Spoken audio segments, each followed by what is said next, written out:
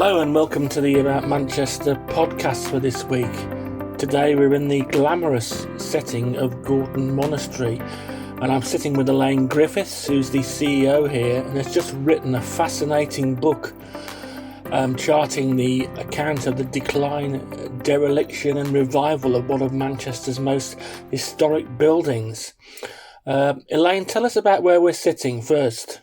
So as we come into the back of the nave here and you turn the corner and you look forward, you see these amazing pillars that are going high up, and the actual height of the ceilings over 180 feet. And you can actually see the saints standing on the pillars, these incredible Gothic arches. And then in the distance there, what remains of the high altar and the reredos, which was one of the biggest built in this country since the Reformation.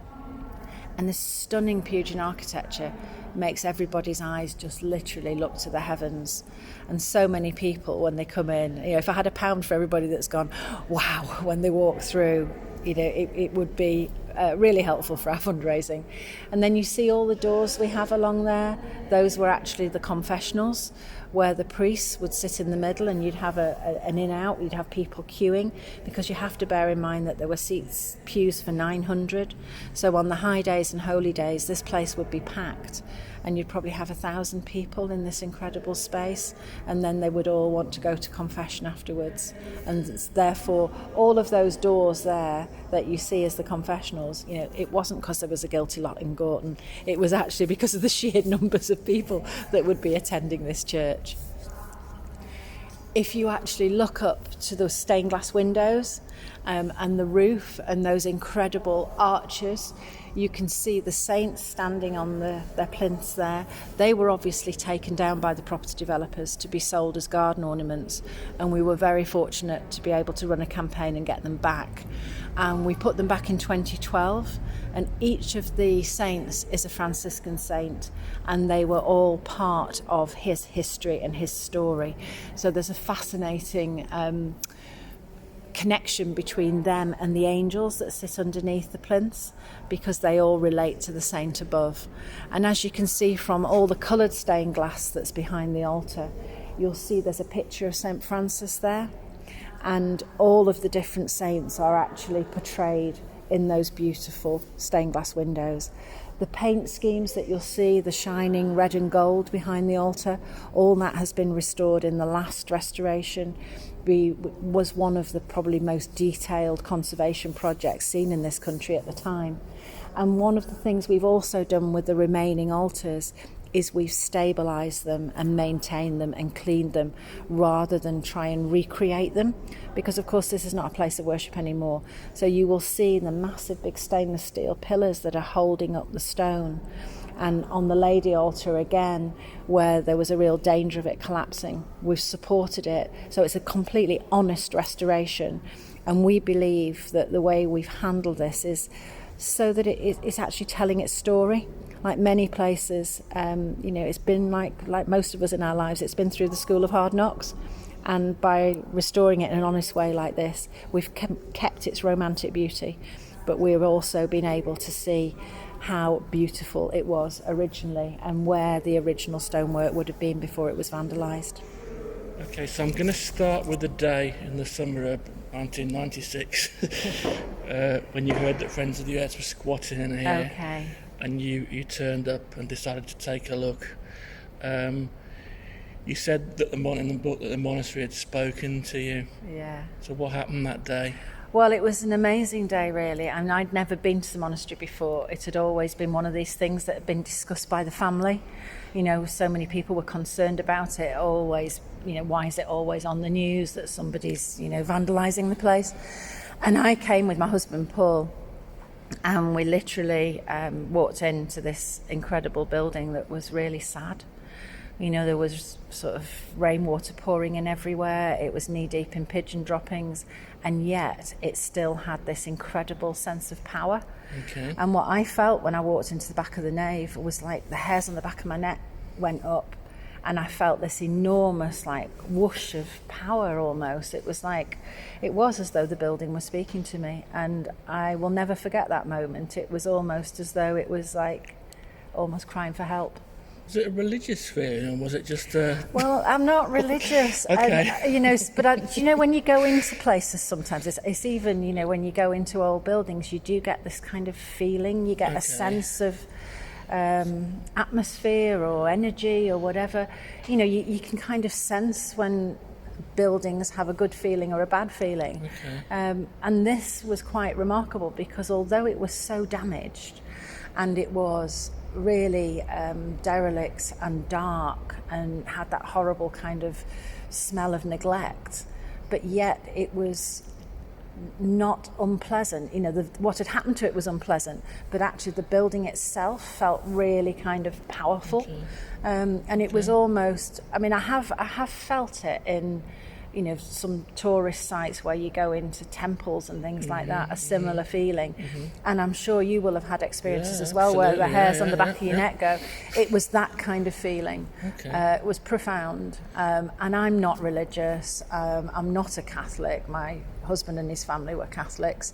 But, you know, it was something that I've never experienced before. And I just felt as though I needed to sort of do something to help. That was really it. So did you decide there and then on that day that did you have a vision? Did you almost have a vision of what you wanted it to be? No, not really. It took quite a while after that. I mean, or because I knew how important it was to so many people, I did feel as though, you know, I wanted to do something to help.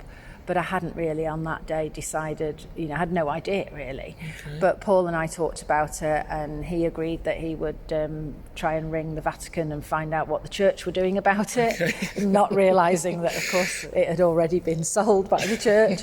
And that was quite sweet because he, you know, rang directory inquiries to get the number and then realised that he couldn't get very far because he doesn't speak Italian. Whereas from my point of view, it was really kind of sitting there and saying, well, actually, what would we do with it? Where do we start? We need to get some professional advice. We don't know anything about architecture or fundraising or heritage or campaigning. And that was really how I started, was just ringing people who I thought might help, people from the Victorian Society, the Civic Society. I was introduced to someone who was a conservation consultant. I was put in touch with English Heritage. And thankfully, so many very kind people gave me their time and advice, and they told me that what we needed to do was set up a building preservation trust and then look at how we could start applying for some grant funding. And that was really the beginning of it. I mean, I was still doing my day job. It was kind of, let's just see what we can do. And then we were told very early on that the only way we were going to be able to get anywhere was actually, you know, to have a charitable trust so we could fundraise. Therefore, you needed a board of trustees and you needed to be quite serious about it. And because Friends of the Earth at the time were squatting in the building, and they were all well-intentioned, they were lovely people, but again, they didn't realise the magnitude of what they were taking on. And we really had to work closely with them to say, look, the only way this is going to happen, or anything's going to happen or have a chance of happening, is if you do it professionally. And we did go to a couple of shared meetings together, because by that time the property developers who bought it from the Franciscans when the church was deconsecrated, and they were going to put floors in this incredible space, 7 floors of apartments. They were going to turn it into flats. And they created a glossy brochure and a show flat in the old friary. I didn't realise that. They did. Before my time. They did quite a lot of work on it. But sadly, they were the ones that probably stripped out a lot of the original treasures. You know, the Wadsworth Victorian organ got sold for scrap. The saints that thankfully have now been returned, they went off to a Sotheby's auction to be sold as garden ornaments. And lots of the mahogany pews and oak doorways and anything of value got stripped out by the property developers, because they were just literally going to carve up the space and put apartments in. And the show flat, you know, a lot of local people who were absolutely devastated and heartbroken because they'd lost their church actually paid deposit money for one of the apartments. And then, of course, what happened with the property developers is they realised, because it's a heritage site and it's very precious, that you have to do things, you can't cut corners, you know, you've got to do things to a very high standard, because English Heritage will be looking over your shoulder. And they realised that the gap between what they intended to do and what was required of them in order to get the planning permission to do it, there was a huge gap, and the only way you could do that was through heritage grants. They weren't going to make any profit, basically. So they just abandoned it and walked away from the scheme. Okay. I'm going to come on to the next bit of the story, but I'm going to go right back to the start, because for people that don't know anything about and don't necessarily come from this area, I think when you drive down on, is it Gorton Road? Gorton Lane. Gorton Lane, when you see this wonderful building, almost in it, it's not a desolate landscape, but it's a sort of post-industrial, a post-industrial landscape. And then knowing a little bit about the history of Gorton, it was a centre of one of the centres of industry of Manchester, with a lot of the railway carriages built here, as an example. Why was a fantastic place like this built by an architect such as Pugin in the 1860s? Many people ask that question. Why on earth was it built in Gorton? That's a very long question, but no, but absolutely right. Many people say, why on earth was it built here? And even more remarkable was the fact that Gorton Old Town in those days was all rural. Right. So it was literally fields and duck ponds. Okay. And the Franciscan brothers came here and bought a site which was called Bankfield Cottage. Okay. And they literally set up their first, sort of little chapel here. So actually there wasn't really a huge population. So they had obviously incredible foresight, seeing that the Industrial Revolution was really booming, and Manchester and its cotton prowess was actually extending to Gorton, and this would then become very, very heavily industrialised with a lot of Irish Catholic immigrants who would therefore need a cathedral-like structure, a church like this to attend. But it was almost like the cart before the horse, because the Franciscan brothers came before the population almost, because this was very rural, agricultural, people working in kind of cottage industries in the mid-1860s, really, 1870s. So they built it, and then Manchester obviously changed, Gorton changed.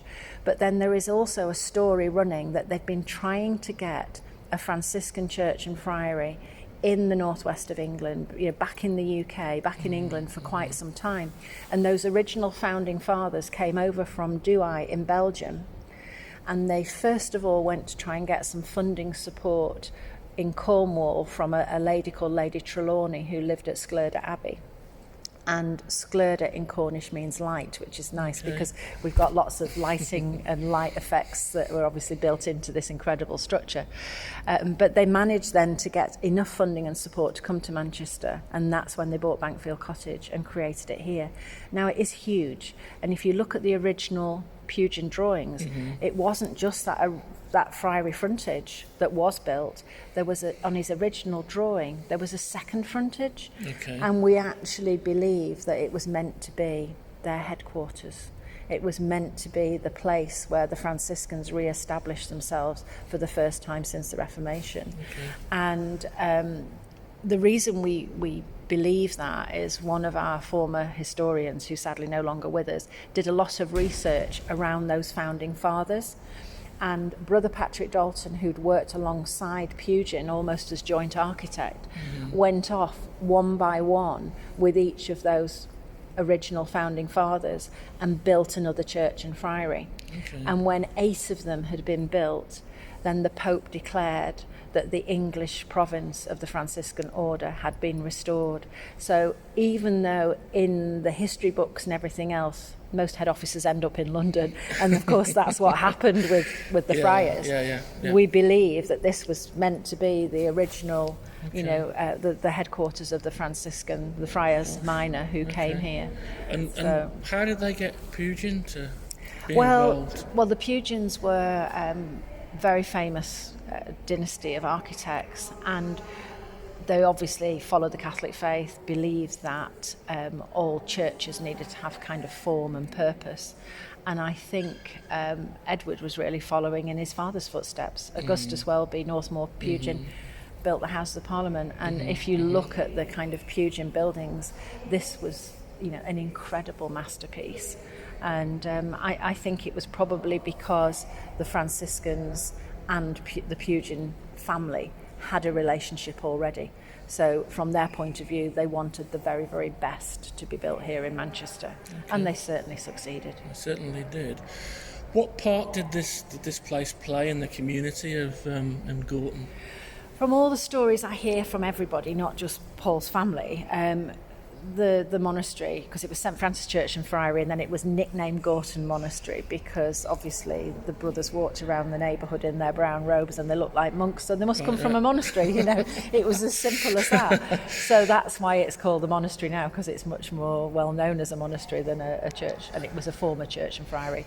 But the local community loved this place. I mean, if you imagine it had pews for 900 and people would be here for all the holy days and for mass several times a day.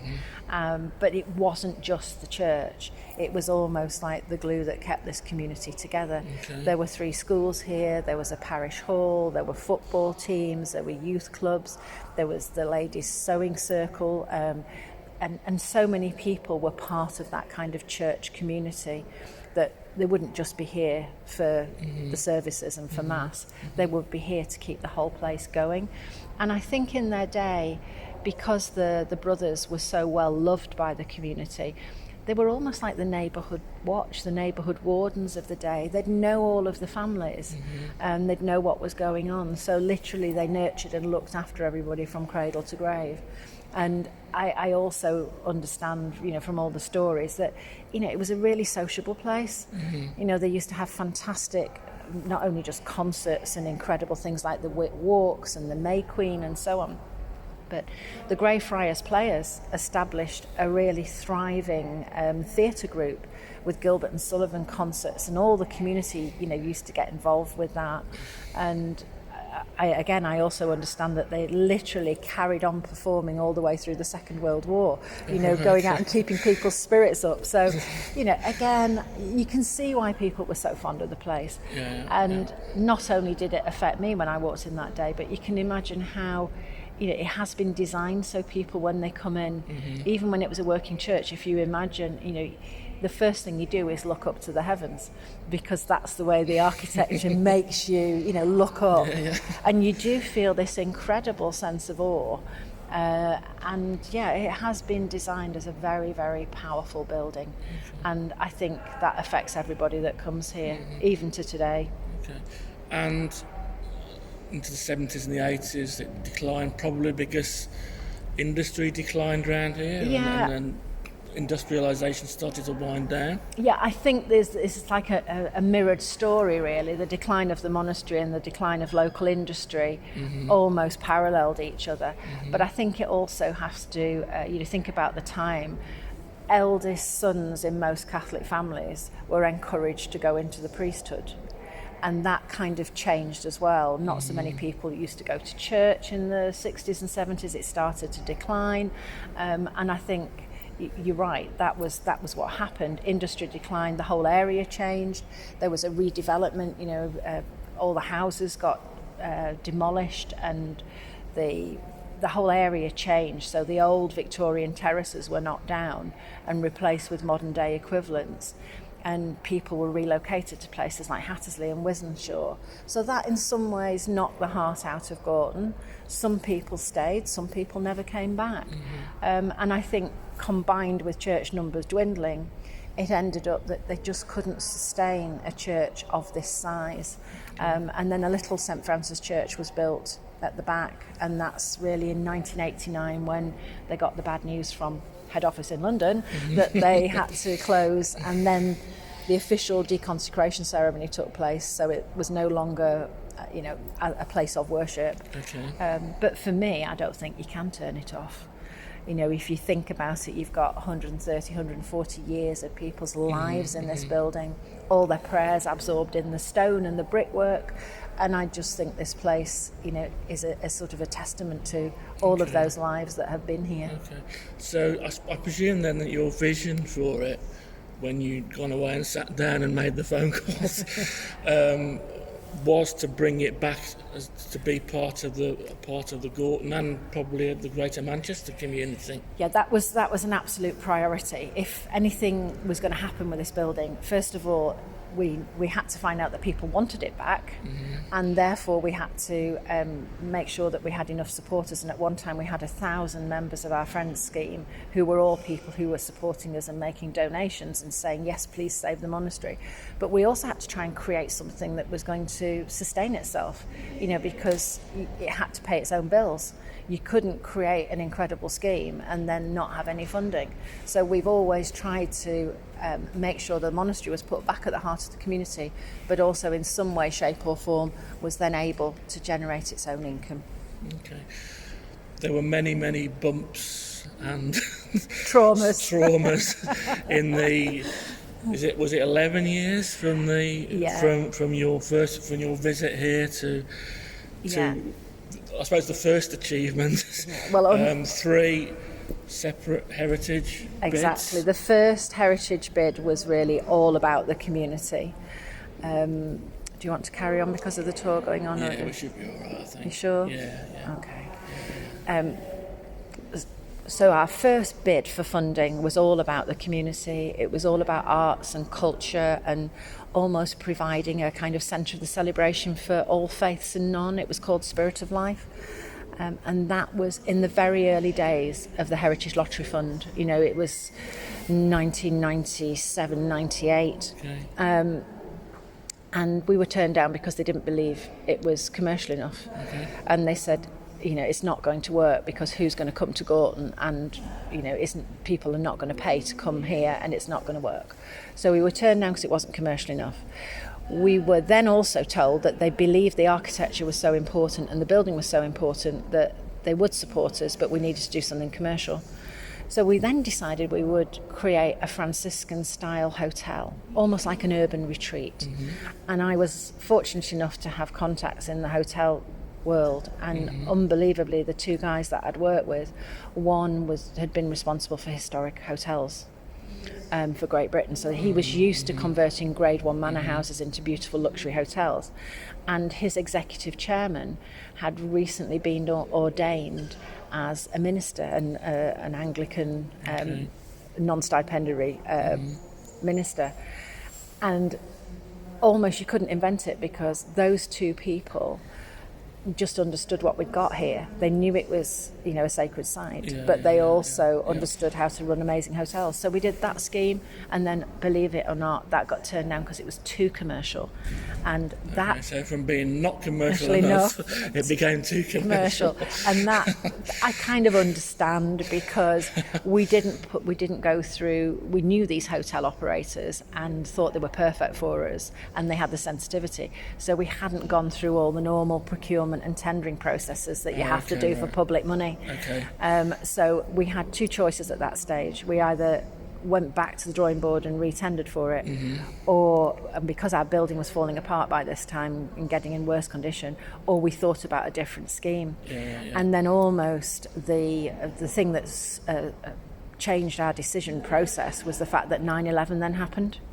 So this was all round about the time of 9/11, and then suddenly the bottom dropped out of the whole of the hotel market. Right. People were no longer flying, no longer travelling, and our 2 lovely hotel guys, unfortunately, could no longer afford to put in the match funding, the millions of pounds that they were going to put in to help build a hotel. Okay. So it was almost as though the scheme evaporated anyway, because we couldn't go ahead with it under those circumstances. And that's when we decided we would come up with almost like a combination of the 2, that we would continue to do conferences, events and weddings and things that would generate income, but not the hotel bedrooms. And we would also continue to do all the original things for the community in the first scheme. Okay. So it was like a combination of the best of both schemes. Okay. And thankfully, the lottery supported us, and that's when we got our first restoration underway. We started on site in 2005, and we opened to the public in June 2007. Yeah. Okay.